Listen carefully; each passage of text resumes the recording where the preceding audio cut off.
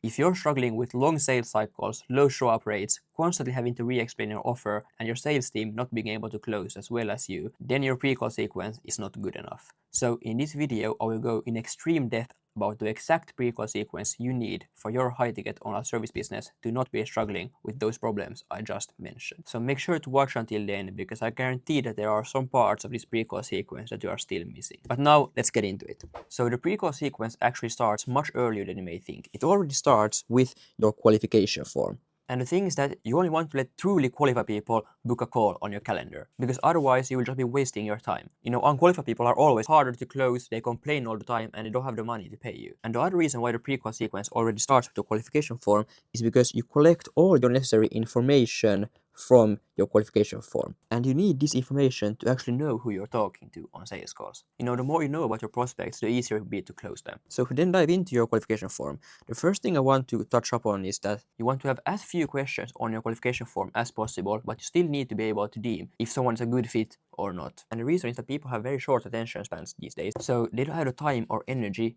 to answer like 25 different questions. But also, the more information that you have, the easier it will be to close them. So essentially it becomes this balancing game of you needing more information and you fighting the prospect's attention span on the other end. So you have to try things out and find the perfect balance between these two. And this is something you can change with time. If you find that your completion rate is very low, then you should probably remove questions. But also, if you don't get enough information about people, then you probably should add a bit more questions. But there are also other things that impact people's attention spans with these qualification forms. People would much rather answer these multi-choice questions than long essay questions. So if you want to have many questions to get a lot of information about people, then you need to make your questions multi-choice questions, because you can very easily have, 20 to 20 multi-choice questions where you give people, 3 to 4 pre-made alternatives, and then they can just, choose one that suits their situation the most. And just choosing one of 4 pre-made alternatives requires much less time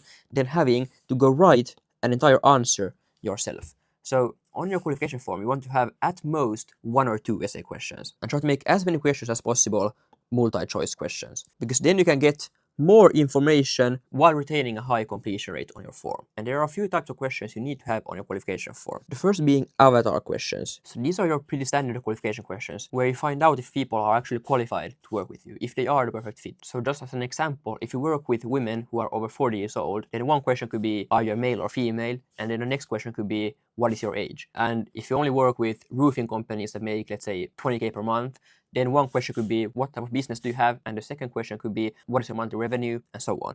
So these are just questions that indicate if people are your desired avatar, if they are your ICP. And the next type of questions you need to have is some sort of budget question. And you can make this question pretty like indirect. For example, if you are B2B, then you could, for example, ask people how much do they spend on marketing each month? And if people answer that they spend, let's say, 15K per month on marketing, then they probably do have the budget to pay for your service. But if people say that they spend only a couple $100 on marketing per month, then they probably don't have the budget for your service. And then the third and last type of question you need to have is readiness questions. And these are the questions that most people forget to add to their qualification form. Some people may be your ideal avatar, they may have the budget, so overall they are qualified to work with you for your service. But some people just book a call to shop around, to find out more. And that's something that you hate, right? I'm sure you hate people that come to the call just to find out more, find out what you do, and compare your price to other competitors in the market. So you need to make sure that you only let people book a call who say that they are ready to work with you right now. So a question you could add, for example, is, if we are fit and everything looks good, are you ready to start working right now? And you only want to let people book a call who say that they are ready to start right now. If someone says that they are ready to start in like 6 weeks, or they are just shopping around, then don't let them book a call, because you will just waste your time. They won't buy. And the last thing you need to add to your qualification form is a quick checkbox. And on this checkbox, you want to write, I will show up on a computer with stable internet, nothing else going on in the background, and with my camera on. And then make people check that checkbox, because I'm sure you have got people on a call where their internet is shit, they're on their phone, they're doing something else in the background. So I just want to tell people to come prepared. And you could also write here that, your business name spends a lot of time getting ready for the call and setting things up, so I promise to show up. And if people check this checkbox, then they promise you that they will show up. And usually people don't like to lie. They don't like to go against their own words. So by just having this small checkbox right here will in itself increase their show up rates by quite a bit. But there are also many other things in this pre-call sequence that we'll show later on that will increase your show up rate. So the next step is obviously your calendar page. And the important thing with your calendar regarding the pre-call sequence is that you don't want to let people book a call more than 3 days in advance. And the reason being is that people have so much going on these days, they are so busy, so there's no way someone will remember a call that they booked 1 week ago. So if you, for example, let people book a call 1 week in advance, then your show up rate will plummet. I mean, the show up rate of people that book 1 week in advance might be like 30%. And that same person, if they booked only 3 days in advance, it may have been, 60%. So by just compressing your timelines, only allowing people to book 3 days in advance, your show up rate will drastically increase. And no-shows are a big problem, right? For example, if you're spending 10K on ads and you get, let's say, 50 booked calls, then that's a 200 cost per call. But if your show up rate is 50%, then your cost per showed booked call is double. It's 400. So essentially, half of your ad spend goes instantly in the bin. And by just increasing your show up rate to, let's say, 75%, then your cost per call would be around $266. And this right here is around a 30% deduction in your cost per booked call, which in turn will decrease your cost per acquisition. And if your cost per acquisition goes down, then your profits go up. I mean, your show up rate has a huge impact on how profitable your business is.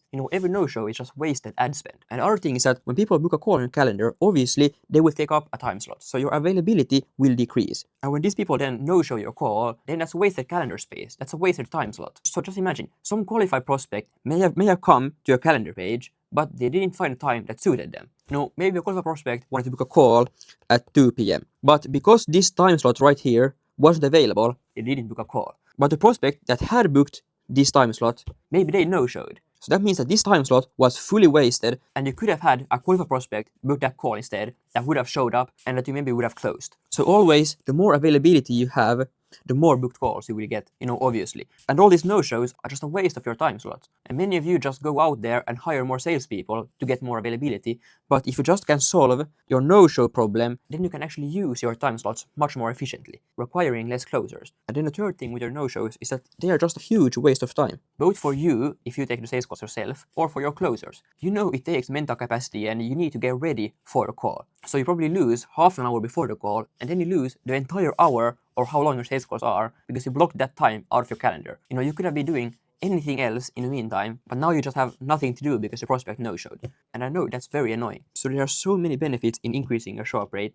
That's probably one of the most important metrics in your business. But now we come to the most important part of the pre-call sequence, which is your thank you page. And the reason the thank you page is so important is because this is the last interaction you have with your prospects before their call with 100% certainty. Because every single one who books a call on your calendar will come to your thank you page. But you can't be sure if they will open your SMS or your emails in your pre-call sequence, in your reminders before the call. I mean, you can't control that. But what you can control is what they see on your thank you page, because every single one will land here. And your thank you page has two very clear objectives. The first is to increase your show-up rate, and second, to increase your close rate. And I already talked about the benefits of increasing your show-up rate, and I will just in a second show how you will achieve that with your thank you page. But increasing your close rate is equally as important, probably even much more important. Imagine never having to explain your offer on a sales call ever again. All your objections are pre-handled, questions already answered, prospects know the results you have got for other people. They just show up pre-sold. That's the power of the thank you page in regards to your close rate. So the thing with your thank you page is that you want to increase people's buying readiness. And this does two things. The first is that it will shorten your sales cycle, and the second is that it will help your sales team a lot. So let me break these both down more in depth. So by increasing people's buying readiness, that enables you to have these short 30 to 60 minute one call closes. Instead of having to go on 2 or 3 calls that are all an hour long, having a 2-week long sales cycle, and then when you finally send a proposal to your prospect, they ghost you. So if you could have 30 to 60 minute one call closes, then that would be the dream, right? And that is possible with a very well set up thank you page. And then if you touch upon your sales team, I know that many people struggle with their closers not being able to close as well as you, the founder. A very common problem is that if you're running the sales calls, then you might have a 40% close rate. But your sales team may only close at maybe 15%. And that fucks up the entire math of the business. The entire business may be functional at a 40% close rate. Then the math works. But with a 50% close rate, that will increase your cost per acquisition more than 2x. So that will shrink your LTGP to CAC ratio in half.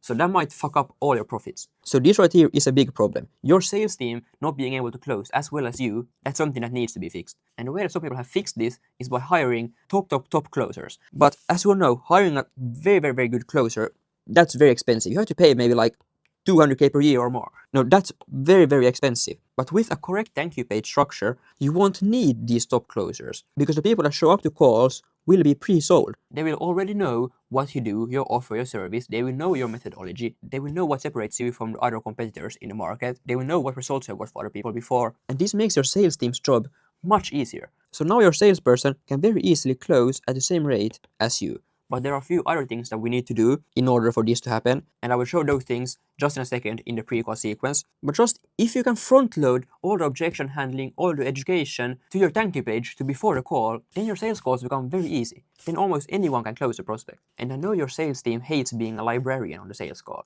Constantly re-explaining your offer, what you do. Just reading through, a book, being a librarian. So if you can front load all that education to before the call, then the closers can actually be closers, do what they're best at. So now that I got that short rant out of the way, let's look at the thank you page structure. And I will show you two different alternatives. And this is the first one. So here up top, you congratulate people on booking the call, but then you tell them that their call is not yet confirmed, that they need to complete the two following steps to actually confirm their booking. And step one is then to confirm their call.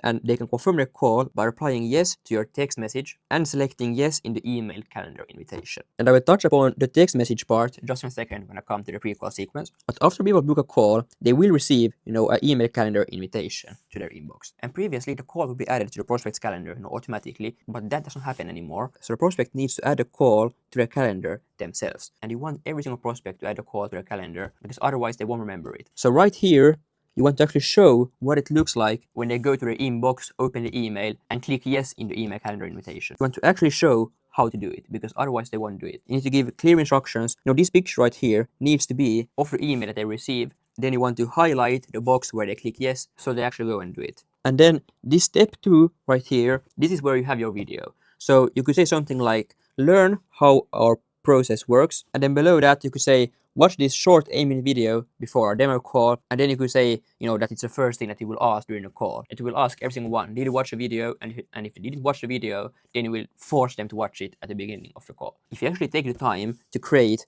a thank you page video, make it perfect, explain everything in the right way, then you want every single one, every prospect to watch that video before their call. So if someone shows up to your call, not having watched it, you need to force them to do it during the call because you will explain your service or offer your methodology better in this video than you could live on that call because you can't remember everything perfectly, right? And that also makes your life much easier because you don't have to explain everything over and over again. So what do you then want to put in this video? Well, firstly, you want to explain your offer. Then you want to explain your service and your deliverables, in as high detail as possible. You need to use something called deliverable stacking. So go over all your deliverables in order, tell people you will do this, and explain all of them in excruciating detail. And most importantly, you need to tie it to how it helps them get their result. If you just explain that you do this, then that won't work. You need to explain what you do in detail, how it works, why it works, and how it generates the desired outcome. After that, you want to explain your methodology. And this in turn is tied to what makes you stand out in the market because people want to know how you're different, why you're different. Because otherwise they will compare you to all the other people that are selling the exact same thing.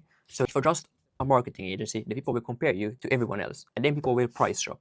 So you need to explain your unique methodology and explain what makes you stand out, how you're different to everyone else. Then you want to explain what working with you looks like, so they have some expectation of what it looks like. Then you want to answer some common questions, and these questions in turn, they can be and they should be objections that you get. And then you can end off with a couple of case studies. And during this entire video, you want to blend in client results. So don't just save your case studies until the end. Every single time you're explaining one deliverable or your methodology, tie that to a client that you worked with in the past and explain how it helped them in the result that it generated. And the entire pre-call sequence that then comes after your thank you page, it will be based on your thank you page.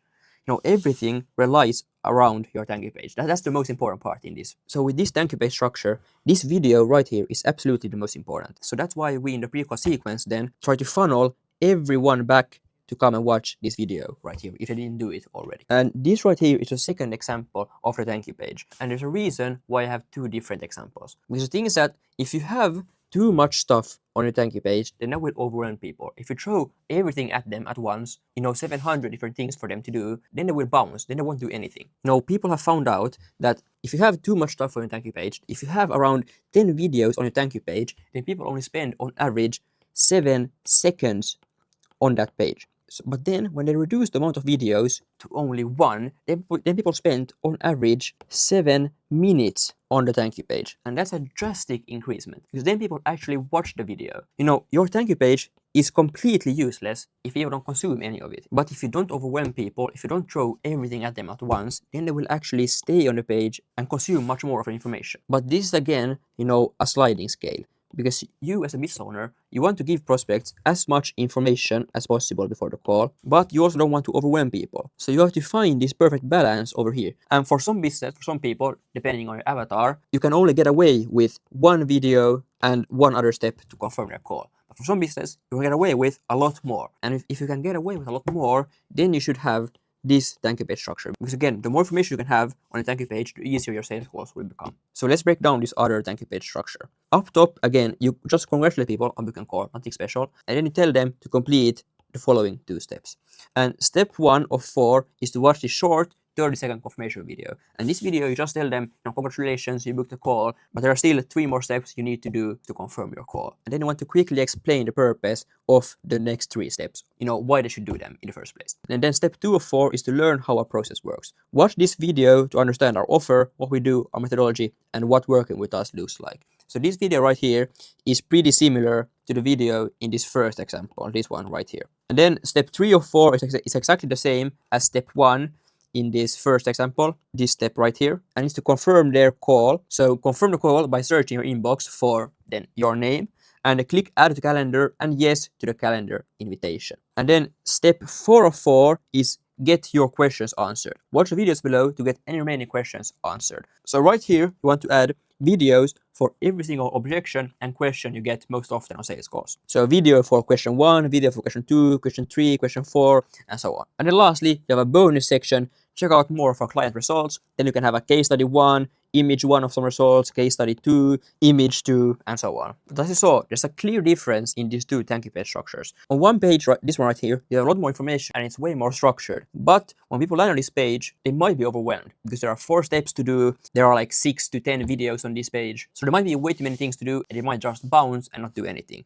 So that's the risk of running this thank you page structure, but it will provide people with more information before the call. But this other thank you page structure, it has less information, but you don't overwhelm people as much. So it's a balancing game between the 2. But now we get to the part that's most often associated with the pre-call sequence. So, all your reminders, your SMS, your email that you send to people before the call. And I want to split this in 2 parts. So one is your email part and the other is the SMS part. And the first SMS you want to send to people is the booking confirmation. And in this booking confirmation, you want to thank people for booking a call. It obviously has the Zoom link. But then what I touched upon a bit earlier is that you want to ask people to reply yes. If you go back to your thank you page and look at it, it's what we ask people right here. Reply yes to our text message. And this right here is actually way, way, way more important than people believe. People have found out that if people reply yes, or just, reply anything to you, it doesn't need to be specifically yes, but if people hold a conversation with you before the call, then they have a staggering 95% chance of showing up to the call. But the people who don't reply anything to you before the call, if they don't hold any conversation with you, then their show up rate is around 50%. So this right here is a near 2x. People that actually respond to you before the call, reply yes, they are so much more likely to actually show up to the call. So therefore, you want to try to get everyone, you want to try to force everyone to reply yes to your booking confirmation, because then they're much more likely to show up to the call. And the first email you send, it's also a booking confirmation. And again, you want to thank people for booking a call. It has the Zoom link. And this email right here is the one that has the email calendar invitation. So again, if you go back to your thank you page, this email calendar invitation right here, that's the one that you send in this booking confirmation. And in that email, obviously, you ask them to click yes in a calendar invitation. Then you also want to remind people to go and watch the thank you page video, so it funnels people back to the thank you page, because again, the thank you page is the most important step in the entire pre-call sequence. And then lastly, what you want to have in this booking confirmation email is a video where you introduce the closer that they will be talking to. Because at this stage, the prospect, they trust you, but they don't trust your salesperson. They don't trust your closer. So you want to record, a video where it's you and your closer. And then just introduce him. You say how great he is, the results he has got for people, how kind and caring he is, and so on. And then you want to let the closer also introduce themselves a little bit. So the entire purpose of this video is to transfer trust to your closer. All the trust that you have built for yourself, you need to transfer to your closer. And then the important thing with all the SMS here is that you want to create, a group chat, a group SMS. And in this SMS group, there should at least be the closer and then the prospect. But it's also very good if you as a founder will be in this group chat, because that will convey even more trust. So every single SMS that you send will be in this group. They will be in the same chat after each other. So the next SMS you want to send is a founder personalized video. And I know you want to have a fully automated pre-call sequence, but you're looking at automation and AI in the wrong way. Now you're looking to automate everything. But the thing is that, some automations, hurt your brand image and decrease trust. If you only have these automated reminders that are very generic and everyone else also has, then those won't build up any trust. The prospect won't trust you, won't trust your closer, won't trust your business, because they know that the reminders are automated. People aren't stupid. They can see right through it. So if you don't put any effort in, then the prospect won't put any effort in either. And that's why they no-show. But if you actually put in some effort and record a personalized video for prospects, if they see how much effort you put in, then they are much more likely to show up, and it will build, a personal connection between you two. And people will love you if you send them a personalized video. They actually will. So in this personalized video, it's you, the founder, that needs to record this. And I'm sorry, but yeah, you need to do it for every single prospect. But the thing you could do with your automations is that you create, a reminder automation for you, every single time a prospect books a call, and that gives you all the information that you need. So the prospect's name, a short description of their business, and so on. And then what you do is that you record a video, you send it 24 hours before their call. And in this video, you want to have a very positive tone. You need to say their name. You need to congratulate them on booking a call. And then you want to remind them to go and watch the thank you page video. And then you want to again, edify your salesperson, transfer trust, and tell them, how good, kind, and caring your salesperson is. So, this video is like 20-30 seconds long. And I'm sure you can find that time on your calendar. You just say, hey John, thanks for booking a call. Make sure to go back to the thank you page and watch that video. And later tomorrow, you will be speaking to Mike, who's one of my top consultants. He has helped multiple other people just like you get amazing results. So make sure to show up. Mike's a great guy, and I hope to hear from you soon. No, it's not harder than that. Very simple. And then the next SMS you want to send is the salesperson's personalized video. So by this stage, you had the booking confirmation, you had the founder's personalized video. These are all in the same chat. You also want the closer, the salesperson, to send a personalized video to the chat, because ultimately you want the prospect to build a connection with your salesperson, because that's who they will be talking to during the call. So this is sent during the morning of, and again, it's a video of themselves. It is unique for every prospect. Your salesperson needs to say their name. He needs to introduce himself. He needs to remind the prospect to go back and watch the thank you page video. He needs to make the prospect actually excited to show up to the call. And one of the most important things is that your salesperson needs to show something that he has set up for the call, something that he has created. So your salesperson could record a video, hey John, I have all these notes for our call. I have this slideshow right here that we will go through during the call. I'm so excited to speaking to you. See you later.